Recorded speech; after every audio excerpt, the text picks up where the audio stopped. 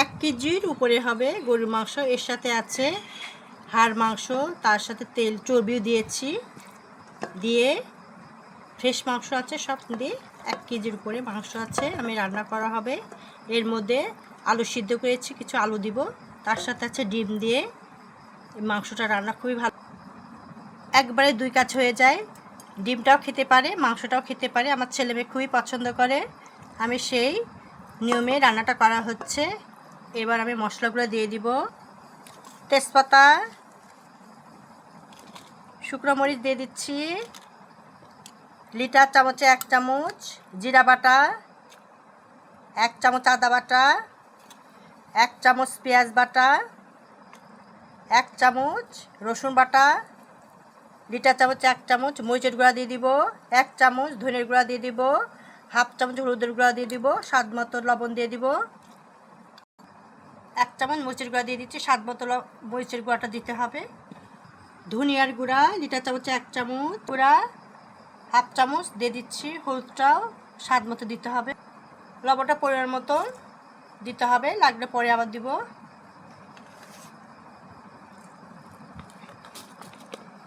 পেঁয়াজ কুচি রসুন কুচি দিয়ে দিচ্ছি, একবার মাখিয়ে চড়ে দিব, তারপরে কুসুম গরম পানি দিয়ে সিদ্ধ হওয়া পর্যন্ত দিয়ে কষানো হবে।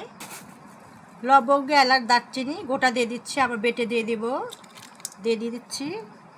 এর সাথে আছে জয়ত্রী, জয়ফল আর গরম মশলা বেটে পরে দিয়ে দিব। তেল দিয়ে সয়াবিন তেল দিয়ে মাখিয়ে এখন একবারে হাত দিয়ে সুন্দরভাবে একবার মিশ্রণ করা হবে। সব মশলা দিয়ে মাখিয়ে চুকে চড়িয়ে দিব। সয়াবিনটা পরিমাণ মতো দিচ্ছি, একবার মাখিয়ে চড়িয়ে দিব। 5 মিনিটের মধ্যে মাখাতে হবে, তাহলে মশলা সমস্ত মাংসের মধ্যে লাগবে, খেতে ভালো লাগবে। পরে একটু গরম মশলা, দারচিনি, জয়ত্রী, জয়ফল শিলপাটা বেটে দিয়ে দিব। আমি সুন্দর করে মাখিয়ে নিচ্ছি। মশলার সাথে মাংসটা একটু সুন্দরভাবে একটু মাখিয়ে নিতে হবে, 5 মিনিটের মতো মাখিয়ে নিতে হবে। তারপরে আমি চড়াই দিব, একটু গরম পানি দিয়ে সিদ্ধ হওয়া পর্যন্ত একটু গরম পানি দিব, দিয়ে একবারে মশলা কষানো হবে। একটু দুধ দিয়ে দিচ্ছি, দুধ দিয়ে একটু মাখিয়ে নিব। মশলার সাথে মাখানো হচ্ছে, একটু সময় ধরে একটু মাখিয়ে নিতে হবে। পেঁয়াজের বেস্তা দিয়ে একটু মাখানো হবে, যত মাখানো যাবে খেতে তত ভালো লাগে। মাখানো গরুর মাংস খেতে কিন্তু বেশি টেস্ট লাগে। আমি সেভাবে মাখিয়ে দিচ্ছি। সামনে একটু পানি দিলাম, হাত ধুয়ে, এইটুকুই যথেষ্ট। পরে গরম পানি দেওয়া হবে। এবার চড়াই দিব, মাঝে হেঁটে রেসিপিটা করা হবে। ডিমও সিদ্ধ করা আছে, আলুটা সিদ্ধ করেছি, পরে মাংসটা সিদ্ধ হলে এই আলু আর ডিম দিয়ে দিব। গ্যাসে চড়াই দিয়েছি, মাঝে হেঁটে রেসিপিটা করা হচ্ছে।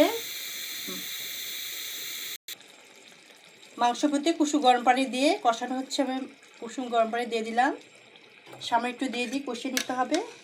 এই যে আবার নাড়াচাড়া করা হচ্ছে।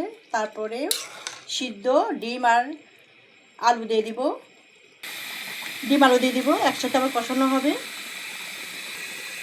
জয়ত্রী, পেস্তদানা আর গরম মশলা বাটাটা দিয়ে দিচ্ছি, তার সাথে কাঁচামরিচ দিয়ে আবার মশলা কষানো হবে। আর একটু বেস্তা দিয়ে দিচ্ছি, আর একটু হলে হয়ে যাবে। ডিম আলু দিয়ে গরু মাংস রান্নাটা কমপ্লিট হয়ে গেছে। দেখতে পাচ্ছেন কতটা লোভনীয়। আমার ছেলে মেয়ে শুরু করে আমার হাজব্যান্ডও কিন্তু খুবই এভাবে রান্না করলে খুবই পছন্দ করে। ডিম দিয়ে মাংসটা একসাথে খায়, ভালো লাগে খেতে। এভাবে যদি ভালো লেগে থাকে অবশ্যই আপনারা এইভাবে রান্না করবেন, দেখবেন ছেলে মেয়ে বা পরিবার সবাই কিন্তু খুবই পছন্দ করে, বড় থেকে ছোট সবাই এরকম ডিম মাংস দিয়ে রান্না খুবই মজাদার। যদি ভালো লেগে থাকে অবশ্যই একটা লাইক, কমেন্ট, শেয়ার করে দিবেন। শুভকামনা রইল।